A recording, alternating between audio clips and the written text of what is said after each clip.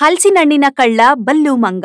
ಸುಂದರವನ ಕಾಡಿನಲ್ಲಿ ಬಲ್ಲು ಮಂಗ ವಾಸವಾಗಿತ್ತು. ಇದಕ್ಕೆ ಕಷ್ಟ ಪಡೋದು ಅಂದ್ರೆ ಜ್ವರನೇ ಬಂದ್ಬಿಡ್ತಿತ್ತು.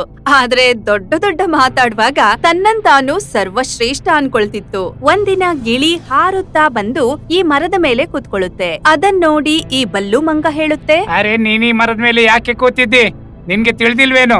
ಕೇವಲ ನಾನೀ ಮರದ ಮೇಲೆ ಕೂರ್ಬಹುದು, ಇದು ನನ್ನ ಮರವೆಂದು. ಇದ್ರ ಮೇಲೆ ಕೂರೋಕೆ ನಿಂಗೆ ಹೇಗೆ ಧೈರ್ಯ ಬಂತು? ಅರೆ ನೀರು ಹುಡುಕುತ್ತಾ ನಾನು ಅಲ್ಲಿಂದ ಇಲ್ಲಿ ಅಲೆದಾಡ್ತಿದ್ದೆ. ನನ್ಗೆಲ್ಲೂ ನೀರು ಸಿಗ್ಲಿಲ್ಲ. ನಾನ್ ತುಂಬಾ ಸೋತು ಹೋಗಿದ್ದೆ. ಆಗ ನನ್ಗೆ ಈ ಮರ ಕಾಣಿಸ್ತು. ಅದ್ಕಾಗಿ ನಾನು ಇಲ್ಲಿ ಬಂದು ಕುಳಿತೆ. ಅದಿರ್ಲಿ, ಇಷ್ಟು ಸಣ್ಣ ವಿಷಯಕ್ಕೆ ಕೋಪಗೊಳ್ಳುವ ವಿಷಯ ಏನಿದೆ ಅಣ್ಣ? ಈ ಮರದ ಮೇಲೆ ಕೂರೋಕ್ ಮುಂಚೆ ನೀನ್ ತಿಳ್ಕೊಂಡಿರ್ಬೇಕು, ಈ ಮರ ನಂದೆಂದು. ಹಾಗೆ ಇಲ್ಲಿಯ ನಾನು ದಾದಾ. ಕ್ಷಮಿಸಬಲ್ಲು ಅಣ್ಣ, ನೀನು ತುಂಬಾ ಶಕ್ತಿಶಾಲಿ ಎಂದು ಒಪ್ತೇನೆ. ಆದ್ರೆ ಯಾರು ಶಕ್ತಿಶಾಲಿಯೋ ಅವರು ಸಣ್ಣ ಪುಟ್ಟ ವಿಷಯಕ್ಕೆಲ್ಲ ತಾನೇ ಶಕ್ತಿಶಾಲಿ ಎಂದು ತೋರಿಸಲು ಹೋಗೋದಿಲ್ಲ. ಅಂದ್ರೆ ನೀನ್ ಏನ್ ಮಾತು? ನಾನು ಶಕ್ತಿಶಾಲಿ ಅಲ್ವೆಂದ? ಅದ್ಕಾಗಿ ನಾನು ನನ್ನ ವಿಷಯ ಪದೇ ಪದೇ ನಿನ್ನೆದುರು ಹೇಳ್ತಿದ್ದೇನೆಂದು. ನನ್ಗಂತೂ ಹಾಗೇನೆ ಅನಿಸ್ತಿದೆ. ನೀನು ನನ್ ಮರದ ಮೇಲೆ ಕುಳಿತು ನನ್ಗೇನೆ ಅವಮಾನ ಮಾಡ್ತೀಯ. ಈ ಕಾಡಿನಲ್ಲಿ ಜೀವಿಸೋದು ಇನ್ನು ನಿನ್ಗೆ ಕಷ್ಟವಾಗ್ಬೋದು. ನೀನೇನು ಈ ಕಾಡನ್ನು ಖರೀದಿಸಿದ್ಯಾ? ನಾನೊಬ್ಬ ಸೋತು ಹೋದ ಪ್ರಯಾಣಿಕ. ನನ್ಗೆ ಮರ ಸಿಕ್ತು, ಕೂತ್ಬಿಟ್ಟೆ. ಇದ್ರಲ್ಲಿ ಇಷ್ಟು ಕೋಪಗೊಳ್ಳುವ ವಿಷಯವೇನಿದೆ? ಮರದ ಮೇಲೆ ಯಾರು ಕೂರ್ಬೋದಲ್ವಾ? ಕಾಡಿನಲ್ಲಿ ಎಲ್ರಿಗೂ ಸಮಾನ ಅಧಿಕಾರವಿದೆ. ಸುಮ್ನೆ ಈ ಮರದ ಕೊಂಬೆಯಿಂದ ಹಾರಿ ಹೋಗು, ಇಲ್ಲಾಂದ್ರೆ ಪರಿಣಾಮ ನೆಟ್ಟಗಿರೋಲ್ಲ. ಸರಿ ಬಂದರಣ್ಣ, ನಾನಿಲ್ಲಿಂದ ಹೋಗ್ತೇನೆ.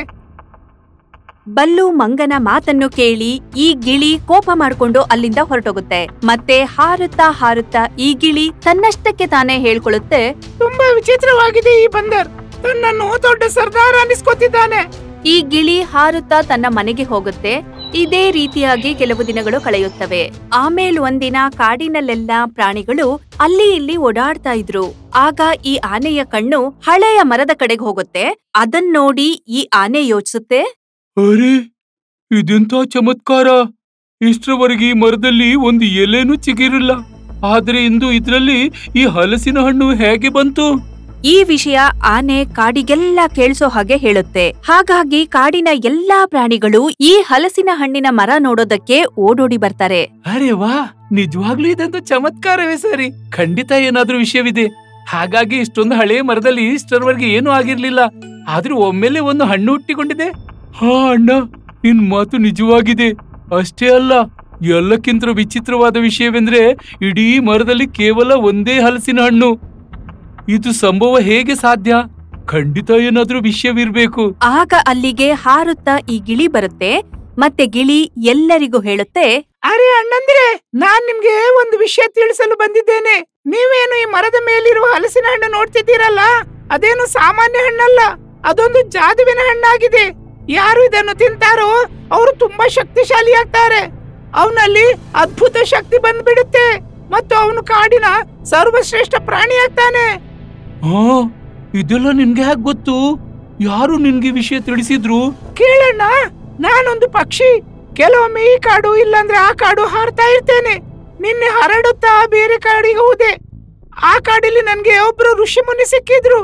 ಅವ್ರೇ ನನ್ಗೆ ಈ ಹಣ್ಣಿನ ಬಗ್ಗೆ ತಿಳಿಸಿದ್ರು. ಆದ್ರೆ ನನ್ಗೆ ತಿಳಿದಿರ್ಲಿಲ್ಲ ಆ ಹಲಸಿನ ಹಣ್ಣು ನಮ್ ಕಾಡಿನಲ್ಲಿದೆ ಎಂದು. ಹಾಗಾಗಿ ಎಣಿಸಿದೆ ಈ ವಿಷಯ ನಿಮ್ಗೆಲ್ರಿಗೂ ತಿಳಿಸೋದು ಉಚಿತವೆಂದು. ಒಂದ್ ವೇಳೆ ನಿಜವಾಗ್ಲೂ ಇದೊಂದು ಜಾದುವಿನ ಹಣ್ಣಾಗಿದ್ರೆ ಈ ಹಲಸಿನ ಹಣ್ಣು ನಾನೇ ತಿಂತೇನೆ. ಯಾಕೆಂದ್ರೆ ನಾನೇ ಈ ಕಾಡಿನ ಸರ್ವಶ್ರೇಷ್ಠ ಪ್ರಾಣಿಯಾಗ ಬಯಸ್ತೇನೆ. ಅರೆ ಆನೆ ಅಣ್ಣ, ಅದ್ ಹೇಗೆ?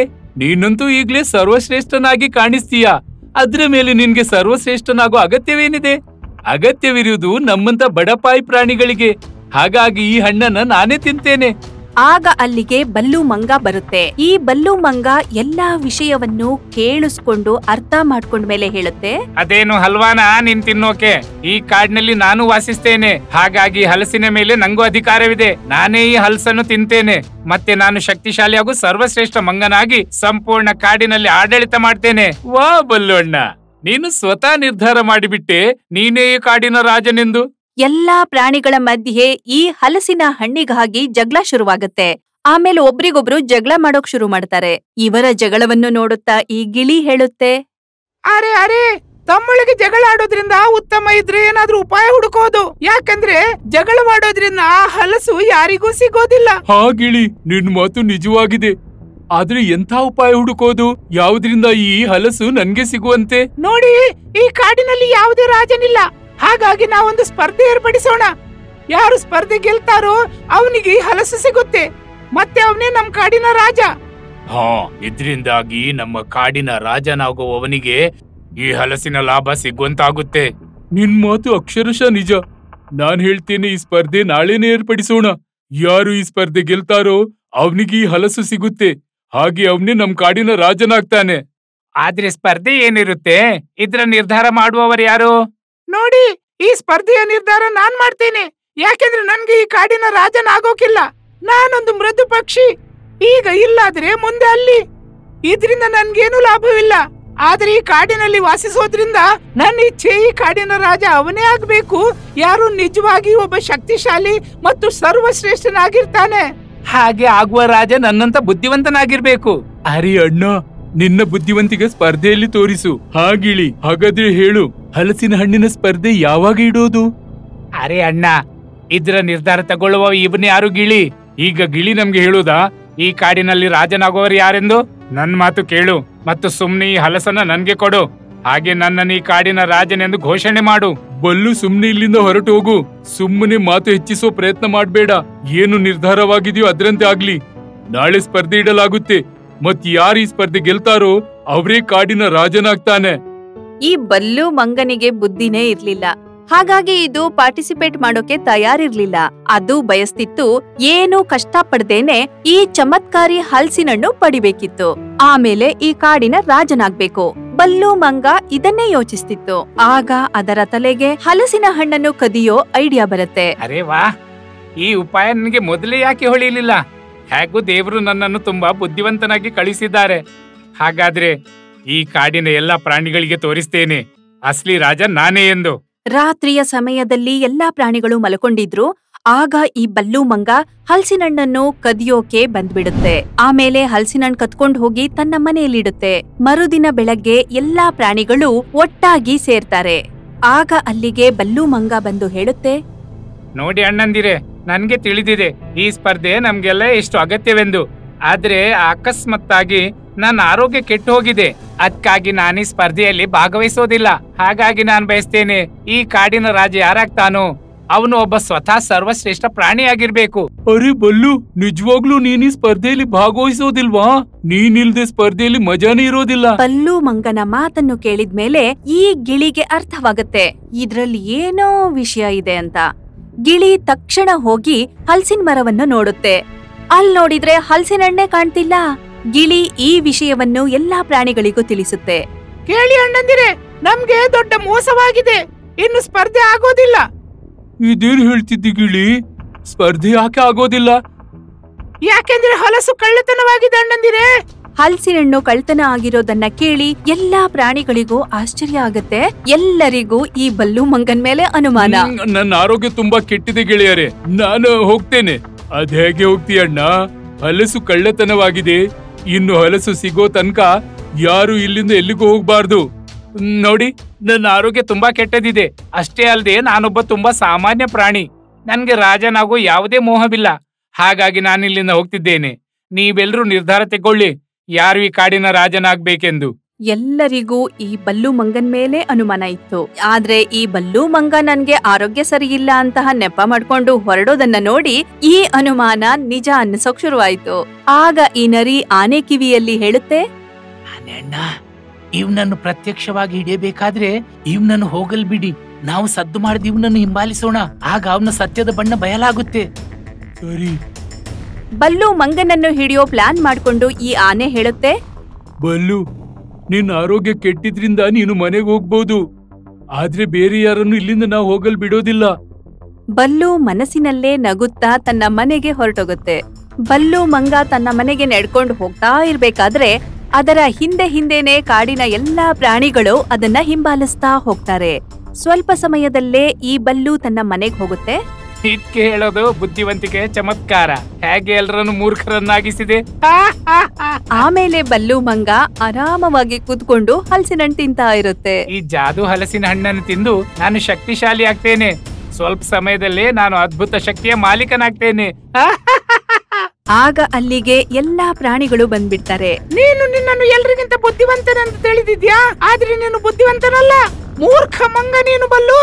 ಇದೇನ್ ರಗಳೆ ಮಾಡ್ತಿದ್ದಿ ಗಿಳಿ? ಬಲ್ಲು, ಅದೇನ್ ಗೊತ್ತಾ, ನೀನ್ ನನ್ಗೆ ಅವಮಾನ ಮಾಡಿ ಆ ಮರದಿಂದ ಓಡಿಸಿದ್ದಿ. ಆಗ್ಲೇ ನಾನು ನಿನ್ಗೆ ಅವಮಾನ ಮಾಡ್ಬೇಕೆಂದು ನಿರ್ಧರಿಸಿದ್ದೆ. ಆದ್ರೆ ನಾನೊಬ್ಬ ಬಡಪಾಯಿ ಗಿಳಿ, ಹೇಗೆ ನಿನ್ನನ್ನು ಎದುರಿಸಲು ಸಾಧ್ಯವೆಂದು ಯೋಚಿಸಿದ್ದೆ. ಹಾಗಾಗಿ ಗಿಳಿ ನಿನ್ ತಕರಾರು ನನ್ ಬಳಿ ತಂದಿದ್ದ. ಆಗ ನಾನು ಈ ಜಾದು ಹಲಸಿನ ಹಣ್ಣಿನ ಪ್ಲಾನ್ ಮಾಡಿದೆ. ನಿಜವಾಗ್ಲೂ ಹಲಸಿನ ಹಣ್ಣು ಜಾದು ಅಥವಾ ಚಮತ್ಕಾರದಲ್ಲ, ಇದೊಂದು ಸಾಮಾನ್ಯ ಹಲಸು. ಆದ್ರೆ ಇದೊಂದು ಜಾದುವೆಂದು ಹೇಳಿ ನಾವು ನಿನ್ನನ್ನು ಮೂರ್ಖರನ್ನಾಗಿಸಿದೆವು. ನೀನು ಕೆಲಸ ಕಳ್ಳನೆಂದು ನಮ್ಗೆ ತಿಳಿದಿತ್ತು. ಪರಿಶ್ರಮ ಪಡೋದು ನಿನ್ನಿಂದ ಸಾಧ್ಯವಿಲ್ಲ, ಹಾಗಾಗಿ ನೀನು ಕಳ್ಳತನ ಮಾಡ್ತೀಯೆಂದು ನಮ್ಗೆ ತಿಳಿದಿತ್ತು. ಆದ್ರೆ ನಾವು ನಿನ್ಗೆ ಸರಿಯಾದ ಮಾರ್ಗ ತೋರಿಸ ಬಯಸಿದೆವು. ಅದಕ್ಕಾಗಿ ನಾವೆಲ್ಲ ಸೇರಿ ಈ ಪ್ಲಾನ್ ಮಾಡಿದೆವು. ಬಲ್ಲು, ನೆನಪಿಡು, ಕಳ್ಳತನ ಮಾಡೋದು ಪಾಪ. ಹಾಗೆ ದುರ್ಬಲರಿಗೆ ಅವಮಾನ ಮಾಡೋದು ಅದಕ್ಕಿಂತ ದೊಡ್ಡ ಪಾಪ. ಬಲ್ಲು, ನೀನು ಕಳ್ಳತನ ಮಾಡಿದೆ. ಕಾಡಿನ ಕಾನೂನಿನ ಪ್ರಕಾರ ಕಳ್ಳತನದ ಶಿಕ್ಷೆ ಮೃತ್ಯು. ಆದ್ರೆ ನಾವು ನಿನ್ನನ್ನು ಕೊಲ್ಲೋದಿಲ್ಲ, ನಿನ್ಗೆ ಪಾಠ ಕಲಿಯಲು ಅವಕಾಶ ಕೊಡ್ತಿದ್ದೇವೆ. ಎಲ್ಲರ ಮಾತನ್ನು ಕೇಳಿದ್ಮೇಲೆ ಈ ಬಲ್ಲು ತಲೆ ತಗ್ಸ್ಕೊಂಡ್ ನಿಲ್ಲುತ್ತೆ. ಇವತ್ತು ನೀವೆಲ್ಲ ನನ್ ಕಣ್ಣು ತೆರೆಸಿದ್ರಿ. ಇಂದಿನಿಂದ ಪರಿಶ್ರಮ ಪಟ್ಟು ದುಡಿಯುತ್ತೇನೆ. ಹಾಗೆ ಯಾರೇ ದುರ್ಬಲರನ್ನ ಅವಮಾನ ಮಾಡೋದಿಲ್ಲ. ಬಲ್ಲು ಮಂಗಣ್ಣನಿಗೆ ಬುದ್ಧಿ ಕಲಿಸಿದ್ಮೇಲೆ ಎಲ್ಲಾ ಪ್ರಾಣಿಗಳಿಗೂ ಖುಷಿಯಾಗುತ್ತೆ. ಇದಾದ್ಮೇಲೆ ಬಲ್ಲು ಮಂಗ ಎಲ್ಲರೊಂದಿಗೂ ಒಳ್ಳೆತನದಲ್ಲೇ ವ್ಯವಹರಿಸುತ್ತೆ. ನಂದನವನ ಕಾಡಿನಲ್ಲಿ ಶೇರ್ ಸಿಂಗ್ ರಾಜ ಆಗಿರೋದ್ರಿಂದ ಕಳ್ತನ ಗಲಾಟೆ ಯಾವುದೂ ಆಗ್ತಾ ಇರ್ಲಿಲ್ಲ. ಎಲ್ಲಾ ಪ್ರಾಣಿಗಳು ಖುಷಿಯಿಂದ ಒಟ್ಟಾಗಿರ್ತಿದ್ರು. ಆದ್ರೆ ಒಂದಿನ ಇಂತಹ ರಾಮರಾಜ್ಯದಲ್ಲಿ ಕಳ್ತನ ಆಗುತ್ತೆ. ಆಗ್ಬಾರ್ದಾಯ್ತು ಮಹಾರಾಜ್ರೆ, ಆಗ್ಬಾರ್ದಾಯ್ತು. ನಿಮ್ಮ ರಾಜ್ಯಭಾರದಲ್ಲಿ ಇಲ್ಲಿ ತನಕ ಕಳ್ತನ ಆಗಿರ್ಲಿಲ್ಲ, ಆದ್ರೆ ಇವತ್ತಾಗಿದೆ. ಕಳ್ಳತನ? ಅದು ನಮ್ ರಾಜ್ಯದಲ್ಲಿ? ಹೌದು ರಾಜ್ರೆ, ಇವತ್ ಬೆಳಗ್ಗೆನೆ ನನ್ ಮನೆಯಿಂದ ಯಾರೋ ನನ್ ಮೊಬೈಲ್ ಕಳ್ತನ ಮಾಡಿದ್ದಾರೆ. ಚಿಂತಿಸ್ಬೇಡ ನೀನು, ಆದಷ್ಟು ಬೇಗ ನಿನ್ಗೆ ನಿನ್ ಮೊಬೈಲ್ ಸಿಗುತ್ತೆ. ರಾಜ್ಯದಲ್ಲಿ ಮೊದಲನೇ ಬಾರಿ ಕಳ್ತನ ಆಗಿರೋದ್ ಕೇಳಿ ಶೇರ್ ಸಿಂಗ್ಗೆ ತುಂಬಾ ದಂಗಾಗುತ್ತೆ. ಹಾಗಾಗಿ ಆಪ್ತ ಸಲಹೆಗಾರನಾದ ಬಲ್ಲು ಮಂಗನನ್ನು ನದಿ ದಡೆ ಮೇಲೆ ಕರೆಯುತ್ತೆ. ಮಹಾರಾಜ್ರೆ, ನನ್ನನ್ನ ಈ ನದಿ ದಂಡೆಗೆ ಯಾಕೆ ಕರೆದಿದ್ದೀರಿ? ಎಲ್ಲಾ ಸರಿ ಇದೆ ಅಲ್ವಾ? ಏನು ಸರಿ ಇಲ್ಲ ಬಲ್ಲು. ನಿನ್ನೆ ಮೊದಲನೇ ಸಲ ನಮ್ ಕಾಡಿನಲ್ಲಿ ಕಳ್ಳತನವಾಗಿದೆ. ಕಳ್ಳತನ? ಅದು ನಿಮ್ ರಾಜ್ಯದಲ್ಲಿ? ಹಾ, ಅದ್ಕೆ ನಾನ್ ನಿನ್ನನ್ನು ಇಲ್ಲಿ ಕಳಿಸಿದ್ದು. ಹೇಳಿ ಮಹಾರಾಜ್ರೆ, ನನ್ನಿಂದ ಯಾವ ಕೆಲಸ ಆಗ್ಬೇಕಿದೆ? ನನ್ನೆಲ್ಲಾ ಮಂತ್ರಿಗಳಲ್ಲಿ ಎಲ್ಲರಿಗಿಂತ ನೀನು ಬುದ್ಧಿವಂತ. ಹಾಗಾಗಿ ನೀನೇ ಹೇಳು, ಕಳ್ಳನನ್ನ ಹಿಡಿಯೋದು ಹೇಗೆ? ಅದನ್ನ ನಾನ್ ನೋಡ್ಕೊಳ್ತೀನಿ ಮಹಾರಾಜ್ರೆ, ನೀವು ನೋಡ್ತಾ ಇರಿ ನನ್ ಚಮತ್ಕಾರ. ನಂತರ ಬಲ್ಲು ಮಂಗ ಗುಪ್ತಚರರಿಗೆ ವಿಷಯ ತಿಳಿಸುತ್ತೆ. ಸ್ವಲ್ಪ ಸಮಯದ ನಂತರ ನರಿ ಹಳೆಯ ಮೊಬೈಲ್ ಅನ್ನು ಈ ಪ್ರಾಣಿಗೆ ಮಾರ್ತಾ ಇರುತ್ತೆ. ನೋಡಣ್ಣ, 50,000 ಮೊಬೈಲ್ ನಾನ್ ನಿನ್ಗೆ 5,000 ಕೊಡ್ತಿದ್ದೀನಿ. ಇದಕ್ಕಿಂತ ಕಡಿಮೆ ಸಾಧ್ಯವಿಲ್ಲ. ನನ್ಗನಿಸುತ್ತೆ ಈ ಮೊಬೈಲ್ ಏನ್ ಕಳ್ಳತನ ಮಾಡಿದೀಯಾ? ಬೇಡ ಬೇಡ, ಪುಕ್ಕಟಿ ಕೊಟ್ರು ನನ್ಗೆ ಈ ಮೊಬೈಲ್ ಬೇಡ. ಇವರಿಬ್ಬರ ಮಾತನ್ನು ಮರದ ಹಿಂದೆ ಕೂತ್ಕೊಂಡಿರೋ ಮೊಲ ಕೇಳಿಸ್ಕೊಳ್ಳುತ್ತೆ. ಓಹೋ, ಅಂದ್ರೆ ಭೀಮತೋಳ ಮೊಬೈಲ್ ಕಳ್ಳತನ ಮಾಡಿದ್ನಾ? ಈಗ್ಲೇ ಈ ವಿಷಯ ನಾನು ಬಲ್ಲು ಬಂದರಿಗೆ ತಿಳಿಸ್ತೇನೆ. ಮೊಲ ಈ ವಿಷಯವನ್ನು ಬಲ್ಲು ಮಂಗನಿಗೆ ತಿಳಿಸುತ್ತೆ. ನಂತರ ಬಲ್ಲು ಮಂಗ ಮಹಾರಾಜ್ ಶೇರ್ ಸಿಂಗರಿಗೆ ಹೇಳುತ್ತೆ. ಮಹಾರಾಜ್ರೆ, ಕಳ್ಳ ಯಾರೆಂದು ತಿಳಿದ್ ಬಿಡ್ತು. ಮತ್ತೆ ಅವನು ನಮ್ ಜೊತೆಗೆ ಇಲ್ಲೇ ಇದ್ದಾನೆ. ನೀವೇ ಅವನನ್ನು ಹಿಡಿದು ಶಿಕ್ಷೆ ಕೊಡಿ. ನಮ್ ರಾಜ್ಯದಲ್ಲಿ ಕಳ್ಳತನ ಮಾಡುವವರ ಕೈ ಕಡಿಯಲಾಗುತ್ತೆ. ಹಾಗೆ ಸುಳ್ಳು ಹೇಳಿದವರನ್ನ ಕೊಂದೇ ಬಿಡಲಾಗುತ್ತೆ. ಹಾಗಾಗಿ ನಾನು ಹೇಳ್ತಾ ಇದ್ದೇನೆ, ಕಳ್ಳ ಸ್ವತಃ ತನ್ನ ತಪ್ಪನ್ನು ಒಪ್ಪಿಕೊಳ್ಬೇಕು. ಅವನಿಗೆ ಕೈ ಕಡಿಯೋದು ಬೇಕಾ ಅಥವಾ ಪ್ರಾಣ ಕಳ್ಕೊಳ್ಳೋದು? ಶಿಕ್ಷೆಯನ್ನು ಕೇಳಿದ ಕೂಡ್ಲೆ ಯಾವುದೇ ಪ್ರಾಣಿಗಳು ತಪ್ಪು ಒಪ್ಕೊಳ್ಳಕ್ಕೆ ಸಿದ್ಧರಿಲ್ಲ. ಆಗ ಈ ಬಲ್ಲು ಹೇಳುತ್ತೆ, ಮಹಾರಾಜ್ರೆ, ನಮ್ ಕಾಡಿನಲ್ಲಿ ಮೊದಲನೇ ಸಲ ಕಳ್ಳತನವಾಗಿದೆ. ಹಾಗಾಗಿ ನಿಮ್ಮಲ್ಲಿ ನನ್ ವಿನಂತಿ, ಕಳ್ಳನಿಗೆ ತನ್ನ ತಪ್ಪನ್ನ ತಿದ್ದಿಕೊಳ್ಳ ಅವಕಾಶ ಕೊಡಿ. ಒಂದ್ ವೇಳೆ ಕಳ್ಳ ತನ್ನ ತಪ್ಪನ್ನ ಸ್ವತಃ ಒಪ್ಪಿಕೊಂಡ್ರೆ ಅವನಿಗೆ ಕ್ಷಮೆ ನೀಡ್ಬೇಕು. ಚತುರ ಬಲ್ಲು ಮಂಗನ ಸಲಹೆ ಶೇರ್ ಸಿಂಗ್ಗೆ ಚೆನ್ನಾಗನ್ಸುತ್ತೆ. ಸರಿ, ನನ್ಗೆ ಬಲ್ಲುನ ಅಭಿಪ್ರಾಯ ಒಪ್ಪಿಗೆಯಾಗಿದೆ. ಒಂದ್ ವೇಳೆ ಕಳ್ಳ ತನ್ನ ತಪ್ಪನ್ನು ಒಪ್ಪಿಕೊಂಡ್ರೆ ನಾನವನನ್ನ ಕ್ಷಮಿಸಿ ಬಿಡ್ತೇನೆ. ಶೇರ್ ಸಿಂಗ್ ನ ಮಾತನ್ ಕೇಳಿ ನರಿ ಹೇಳುತ್ತೆ, ಮಹಾರಾಜ್ರೆ, ಮೊಬೈಲ್ ಕಳ್ಳತನ ಮಾಡಿದವನು ನಾನು, ನನ್ನನ್ನು ಕ್ಷಮಿಸಿ ಬಿಡಿ. ನರಿಯಿಂದ ಮೊಬೈಲ್ ಇಸ್ಕೊಂಡ್ಮೇಲೆ ಶೇರ್ ಸಿಂಗ್ ಅದನ್ನ ಕ್ಷಮಿಸುತ್ತೆ. ನಂತರ ಈ ಮೊಬೈಲ್ ಅನ್ನು ಜಿಂಕೆಗೆ ಕೊಡುತ್ತೆ. ಇದನ್ ಕೇಳಿ ಎಲ್ಲಾ ಪ್ರಾಣಿಗಳಿಗೂ ಖುಷಿಯಾಗುತ್ತೆ. ಕೆಲವು ದಿನಗಳ ನಂತರ ಇವರಿಬ್ರು ಗೌರಿ ಹಸುವಿನ ಮನೆಗೆ ಹೋಗ್ತಾರೆ. ಬನ್ನಿ ಬನ್ನಿ, ಏನು ನೀವಿಬ್ರು ಬಂದಿದ್ದೀರಿ? ವಿಷಯ ಏನಂದ್ರೆ, ನನ್ ಹೆಂಡತಿಯ ಕೆಚ್ಚಲಲ್ಲಿ ಹಾಲು ಬರ್ತಾ ಇಲ್ಲ. ನಮ್ ಮಗುವಿಗೆ ಹಾಲು ಬೇಕಿದೆ. ಒಂದ್ ವೇಳೆ ಹಾಲು ಸಿಗದಿದ್ರೆ ಹಸಿವೆಯಿಂದ ಅವನು ಸಾಯಬಹುದು. ಹಾಗಾಗಿ ನಾವು ಹಾಲಿಗಾಗಿ ನಿಂಬಳಿ ಬಂದಿದ್ದೇವೆ. ಹಾ, ನಾನ್ ನಿಮ್ಗೆ ಹಾಲ್ ಕೊಡ್ತೀನಿ. ಆದ್ರೆ ಮಕ್ಕಳಿಗಾದ್ರೆ ನಾನ್ ದುಡ್ಡು ಕೂಡ ತಗೊಳಲ್ಲ. ಮತ್ತೆ ನಾಳೆಯಿಂದ ಹಾಲನ್ನು ನಿಮ್ ಮನೆಗೆ ಕಳಿಸ್ತೀನಿ. ನಿಮಗೆ ಇಲ್ಲಿ ತನಕ ಬರೋ ತೊಂದ್ರೆನೂ ಬೇಡ. ಇವ್ರಿಬ್ರ ಮಾತನ್ನು ಮರದ ಮೇಲೆ ಕೂತ್ಕೊಂಡಿರೋ ಕಾಡು ಬೆಕ್ಕು ಕೇಳಿಸ್ಕೊಳ್ಳುತ್ತೆ. ನಾನು ಹಾಲು ಕೇಳಲು ಹೋದ್ರೆ ಮುದುಕಿ ಕೊಡೋದಿಲ್ಲ, ಆದ್ರೆ ಜಿಂಕೆಗೆ ಪುಕ್ಕಟಿಗೆ ಕೊಡ್ತಾಳೆ. ನೋಡು ನಾನ್ ನಿನ್ಗೆ ಹೇಗೆ ಪಾಠ ಕಲಿಸ್ತೇನೆ. ಈಗ ಈ ಬೆಕ್ಕು ಹಾಲು ಕದಿಯೋಕೆ ತಯಾರಾಗುತ್ತೆ. ಮರುದಿನ ಗೌರಿ ಹಸು ಪಾತ್ರೆಗೆ ಹಾಲ್ ತುಂಬಿ ಸುಮನ್ ಕುರಿಗೆ ಹೇಳುತ್ತೆ, ಸುಮನ್, ಜಿಂಕೆಗೆ ಹಾಲ್ ಕೊಟ್ಟು ಬಾ. ಮತ್ತೆ ನಾಳೆಯಿಂದ ಪಾತ್ರೆಗೆ ಹಾಲ್ ತುಂಬಿ ಹೊರಗಡೆ ಇಡ್ತೀನಿ. ನೀನ್ ನಾಳೆ ಬೆಳಿಗ್ಗೆ ಬೇಗ ಕೊಟ್ಬಿಡು ಅವರಿಗೆ. ಇದು ಹಾಲ್ ತಗೊಂಡ್ ಹೋಗೋದನ್ನ ನೋಡಿ ಬೆಕ್ಕು ಯೋಚಿಸುತ್ತೆ. ನಾಳೆ ಬೆಳಿಗ್ಗೆ ನಿನ್ ಹಾಲಿನ ಕಳ್ಳತನವಾಗುತ್ತೆ ಮುದಿಗೂಬೆ, ನೋಡ್ತಾ ಇರು. ಮರುದಿನ ಸೂರ್ಯ ಹುಟ್ಟೋಕ್ ಮುಂಚೆನೆ ಗೌರಿ ಹಸು ಪಾತ್ರೆಗೆ ಹಾಲ್ ತುಂಬಿ ಹೊರಗಡೆ ಇಟ್ಬಿಡುತ್ತೆ. ಮರದ ಮೇಲ್ ಕೂತ್ಕೊಂಡಿರೋ ಬೆಕ್ಕು ಇದಕ್ಕಾಗೆ ಕಾಯ್ತಾ ಇರುತ್ತೆ. ಅವಕಾಶ ಸಿಕ್ಕಿದ್ ಕೂಡ್ಲೆ ಹಾಲಿನ ಪಾತ್ರೆ ತಗೊಂಡ್ ಹೊರಟೋಗುತ್ತೆ. ಎಲ್ಲಾ ಹಾಲನ್ನು ಕುಡಿದ್ಮೇಲೆ ಖಾಲಿ ಪಾತ್ರೆ ತಗೊಂಡು ನರಿ ಮನೆ ಮುಂದೆ ಇಡುತ್ತೆ. ಇದೇ ರೀತಿ 3-4 ದಿನ ಬೆಕ್ಕಿನಾಟ ನಡೆಯುತ್ತೆ. ಇದ್ರಿಂದ ಬೇಸತ್ತು ಗೌರಿ ಹಸು ಶೇರ್ ಸಿಂಗ್ ಬಳಿ ಬಂದು ಹೇಳುತ್ತೆ, ಮಹಾರಾಜ್ರೆ, ನನ್ಗನಿಸ್ತಿದೆ ನಮ್ ಕಾಡಿಗೆ ಯಾರ್ದೋ ದೃಷ್ಟಿ ತಾಗಿದೆ. ಮೊದಲಿನ ಹಾಗೆ ನಮ್ಗೆ ರಕ್ಷಣೆ ಇಲ್ಲ. ಹಾಗ್ಯಾಕ್ ಹೇಳ್ತಿದ್ದೀಯ ಗೌರಿ? ಯಾರಾದ್ರೂ ನಿನ್ಗೆ ಕಷ್ಟ ಕೊಟ್ರಾ? ಹೌದು ಮಹಾರಾಜ್ರೆ, ದಿನಾ ನಮ್ ಮನೆಯಿಂದ ಹಾಲಿನ ಕಳ್ತನವಾಗ್ತಿದೆ. ಮತ್ತೆ ಖಾಲಿ ಪಾತ್ರೆನ ನರಿ ಮನೆ ಮುಂದೆ ಇಟ್ಟಿರ್ತಾರೆ. ಮಹಾರಾಜ್ರೆ, ನನ್ಗನಿಸುತ್ತೆ ತೋಳನೇ ಕದ್ದಿರ್ಬಹುದು. ಮೊಬೈಲ್ ಕಳ್ಳತನ ಕೂಡ ಅವನೇ ಮಾಡಿದ್ದ. ಆದ್ರೆ ಬಲ್ಲೂನ್ ಅಭಿಪ್ರಾಯದಂತೆ ಅವನನ್ನು ಕ್ಷಮಿಸಿದ್ದೀರಿ. ನಿಮ್ಗೆಲ್ಲ ಅನಿಸುತ್ತಾ ತೋಳನೇ ಕಳ್ಳತನ ಮಾಡಿರ್ಬೋದೆಂದು? ನಮ್ಗನಿಸುತ್ತೆ ತೋಳನೇ ಕಳ್ಳನೆಂದು. ಕ್ಷಮಿಸಿ ಮಹಾರಾಜರೇ, ಆದ್ರೆ ನನ್ಗನ್ಸುತ್ತೆ ತೋಳ ಕಳ್ಳನಲ್ವೆಂದು. ಆದ್ರೆ ಹಾಗೆ ನಿನ್ಗೆ ಯಾಕೆ ಅನಿಸುತ್ತೆ ಬಲ್ಲು? ಯಾಕಂದ್ರೆ ಒಂದ್ ವೇಳೆ ತೋಳನೆ ಕಳ್ಳತನ ಮಾಡ್ತಿದ್ರೆ ಖಾಲಿ ಬಾಟ್ಲಿ ಸ್ವತಃ ತನ್ ಮನೆ ಮುಂದೆ ಇಡ್ತಿರ್ಲಿಲ್ಲ. ಈಗ ಕಳ್ಳನನ್ನು ಹಿಡಿಯೋದು ಹೇಗೆ ಮಹಾರಾಜ್ರೆ? ಕಳ್ಳನನ್ನ ಹುಡುಕೋ ಉಪಾಯ ನಮ್ಮ ಬುದ್ಧಿಶಾಲಿ ಸಹಾಯಕ ಬಲ್ಲು ಬಂದರ್ ಹೇಳ್ತಾನೆ. ಹೇಳು ಬಲ್ಲು, ಕಳ್ಳನನ್ನ ಹೇಗೆ ಹಿಡಿಯುವುದೆಂದು. ಕಳ್ಳನನ್ನ ಹಿಡಿಯೋ ಸುಲಭ ಉಪಾಯವಿದೆ ಮಹಾರಾಜರೇ. ಇಂದು ರಾತ್ರಿಯಿಂದಲೇ ಹಸುವಿನ ಮನೆಯ ಹೊರಗಡೆ ನಮ್ ಗುಪ್ತಚಾರರು ಪಹರೆಯಲ್ಲಿರ್ತಾರೆ. ಕಳ್ಳ ಹಾಲು ಕದಿಯೋಕೆ ಬರ್ತಿದ್ದಂತೆ ನಮ್ಗೆ ತಿಳಿದು ಬಿಡುತ್ತೆ. ಆಮೇಲೆ ನಾವು ಶಿಕ್ಷೆಯ ಘೋಷಣೆ ಮಾಡ್ತೇವೆ. ಇದೆಲ್ಲವನ್ನು ಕಾಡು ಬೆಕ್ಕು ಕೇಳಿಸ್ಕೊಳ್ಳುತ್ತೆ. ಎಷ್ಟರವರೆಗೆ ನೀನು ಪಹರೆ ಕೊಡ್ತೀಯೋ ಅಷ್ಟರವರೆಗೆ ನಾನು ಹಾಲು ಕದಿಯೋದಿಲ್ಲ. ಹಾಗಾಗಿ ನನ್ನನ್ನು ಹಿಡಿಯೋ ಪ್ರಶ್ನೆಯೇ ಬರೋದಿಲ್ಲ. ಇದೆಲ್ಲ ಆದ್ಮೇಲೆ ರಾತ್ರಿ ಆದ್ ಕೂಡ್ಲೆ ಗೌರಿ ಮನೆಯ ಅಕ್ಕಪಕ್ಕದಲ್ಲಿ ಎಲ್ಲಾ ಪ್ರಾಣಿಗಳು ಕಾಯ್ತಿರ್ತಾರೆ. ಮರದ ಮೇಲೆ ಕೂತ್ಕೊಂಡಿರೋ ಕಾಡು ಬೆಕ್ಕು ಇದೆಲ್ಲವನ್ನು ನೋಡುತ್ತೆ. ಅಯ್ಯೋ, ಬಿಲ್ಲ ನನ್ನ ಹಿಡಿಯೋದು ಕಷ್ಟ ಸಾಧ್ಯ ಮಾತ್ರವಲ್ಲ, ಅಸಾಧ್ಯ. ರಾತ್ರಿ ಆದ್ ಕೂಡ್ಲೆ ಗೌರಿ ಹಸು ಹಾಲಿನ ಪಾತ್ರೆನ ಮನೆ ಮುಂದೆ ಇಡುತ್ತೆ. ಆದ್ರೆ ಬೆಳಗ್ಗೆ ಆದ್ರೂ ಕೂಡ ಹಾಲು ಕಳ್ತನ ಆಗಲ್ಲ. ಇದೇ ರೀತಿ ದಿನಾ ರಾತ್ರಿ ಎಲ್ಲಾ ಪ್ರಾಣಿಗಳು ಹಾಲಿಗಾಗಿ ಕಾಯ್ತಿರ್ತಾರೆ. ಆದ್ರೆ ಯಾವತ್ತೂ ಹಾಲಿನ ಕಳ್ತನ ಆಗೋದೇ ಇಲ್ಲ. ಹೀಗಾಗಿ ಶೇರ್ ಸಿಂಗ್ ಬಲ್ಲು ಮಂಗನನ್ನು ನದಿ ದಂಡೆ ಮೇಲೆ ಕರೆದು ಹೇಳುತ್ತೆ, ಬಲ್ಲು, ನಿನ್ನ ಬುದ್ಧಿವಂತಿಕೆ ನನ್ನ ಸಾಮರ್ಥ್ಯ ಪ್ರದರ್ಶಿಸಿ ಆಯ್ತು. ಆದ್ರೂ ಕಳ್ಳನನ್ನು ಹಿಡಿಯೋಕಾಗಿಲ್ಲ. ಇನ್ನೇನ್ ಮಾಡೋದು? ಮಹಾರಾಜರೇ, ನನ್ನ ಬುದ್ಧಿವಂತಿಕೆಯನ್ನು ಇನ್ನೂ ಬಳಕೆ ಮಾಡಿಲ್ಲ. ಏನರ್ಥ? ಹಸುವಿನ ಮನೆಯ ಹೊರಗಡೆ ಗುಪ್ತಚಾರನನ್ನ ನೇಮಿಸಿದ್ದೇವಲ್ಲ, ಅದೇನು? ಅದೆಲ್ಲ ಏನೆಂದು ನಿಮ್ಗೆ ಕೆಲವೇ ದಿನಗಳಲ್ಲಿ ತಿಳಿಯುತ್ತೆ. ಸಾಕು, ನಾಳೆ ನೀವು ದರ್ಬಾರಿಗೆಲ್ಲರನ್ನು ಕರೆಯಿರಿ. ನಾನ್ ಏನ್ ಹೇಳ್ತೇನೋ ಹಾಗೆ ಮಾಡ್ತಾ ಹೋಗಿ ಮಹಾರಾಜ್ರೆ. ಶೇರ್ ಸಿಂಗ್ಗೆ ಬಲ್ಲು ಮಂಗನ ಬುದ್ಧಿವಂತಿಕೆ ಮೇಲೆ ತುಂಬಾ ನಂಬಿಕೆ ಇತ್ತು. ಹಾಗಾಗಿ ಬಲ್ಲು ಮಾತಿನಂತೆ ಎಲ್ಲಾ ಪ್ರಾಣಿಗಳ ಸಭೆ ಕರೆಯುತ್ತೆ. ಗೆಳೆಯರೇ, ಹಲವು ದಿನಗಳಿಂದ ನಮ್ಮ ಗುಪ್ತಚಾರರು ಹಸುವಿನ ಮನೆ ಹೊರಗೆ ಪಹರೆ ನೀಡಿದ್ರು. ಆದ್ರೆ ಕಳ್ಳನನ್ನ ಹಿಡಿಯೋಕಾಗಿಲ್ಲ. ಹಾಗಾಗಿ ನಾನು ಈ ಕಾಡಿನ ಬುದ್ಧಿಶಾಲಿ ಮಂತ್ರಿ ಬಲ್ಲು ಬಂದನಿಗೆ ಕಳ್ಳನನ್ನು ಹಿಡಿಯೋಕೆ 3 ದಿನಗಳ ಅವಕಾಶ ನೀಡ್ತೇನೆ. ಒಂದು ವೇಳೆ 3 ದಿನಗಳೊಳಗೆ ಬಲ್ಲು ಬಂದರ್ ಕಳ್ಳನನ್ನು ಹಿಡಿಯಲು ಆಗದಿದ್ರೆ ಅವನನ್ನೇ ಕಳ್ಳನೆಂದು ಹಿಡಿದುಕೊಳ್ಳಲಾಗುತ್ತೆ. ನನ್ಗೆ ಒಪ್ಪಿಗೆ ಇದೆ. ನಂತರದ ಕ್ಷಣದಲ್ಲೇ ಬಲ್ಲು ಮಂಗ ಹೇಳುತ್ತೆ, ಕಳ್ಳನನ್ನ ಹಿಡಿದ್ಬಿಟ್ಟೆ ಮಹಾರಾಜರೇ. ಹಾಲಿನ ಕಳ್ಳ ತೋಳ, ಹಿಡಿದ್ಕೊಳ್ಳಿ ಅವನನ್ನ. ಕಳ್ಳ ತೋಳನೆ? ಆದ್ರೆ ನೀನ್ ಹೇಳ್ತಿದ್ದಿ ತೋಳ ಕಳ್ಳನಾಗಿದ್ರೆ ಖಾಲಿ ಬಾಟ್ಲಿ ತನ್ನ ಮನೆ ಮುಂದೆ ಇಡಲು ಸಾಧ್ಯವಿಲ್ಲವೆಂದು. ಹೇಳಿದ್ದೆ, ಆದ್ರೆ ಈಗ ಹೇಳ್ತಿದ್ದೇನೆ ತೋಳನೇ ಕಳ್ಳನೆಂದು. ಈ ಎಲ್ಲಾ ಮಾತನ್ನು ಎಲ್ಲಾ ಪ್ರಾಣಿಗಳ ಜೊತೆ ಈ ಬೆಕ್ಕು ಕೇಳಿಸ್ಕೊಳ್ತಾ ಇರುತ್ತೆ. ಬಂಧಿಸಿ ತೋಳನನ್ನ. ಸ್ವಲ್ಪ ಸಮಯದ ನಂತರ ಈ ನರಿಗಳನ್ನು ಬಂಧಿಸಿ ಶೇರ್ ಸಿಂಗ್ನ ಎದುರಿಗೆ ನಿಲ್ಲಿಸ್ತಾರೆ. ಇದು ಅನ್ಯಾಯ ಮಹಾರಾಜರೇ. ಬಂದರ್ ತನ್ನನ್ನ ರಕ್ಷಿಸಿಕೊಳ್ಳಲು ನನ್ನನ್ನು ಕಳ್ಳ ಅಂತಿದ್ದಾನೆ. ನಾನು ಕಳ್ಳನಲ್ಲ. ನಮ್ ಕಾಡಿನಲ್ಲಿ ಮೊದಲೆಂದು ಕಳ್ಳತನವಾಗಿರ್ಲಿಲ್ಲ.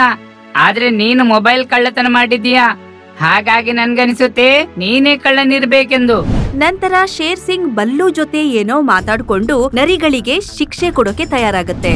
ತೋಳ ಮೊದ್ಲು ಕಳ್ಳತನ ಮಾಡಿ ಸಿಕ್ಕಿ ಬಿದ್ದಿದ್ದ. ಇದು ಇವ್ನ 2ನೇ ಅಪರಾಧ.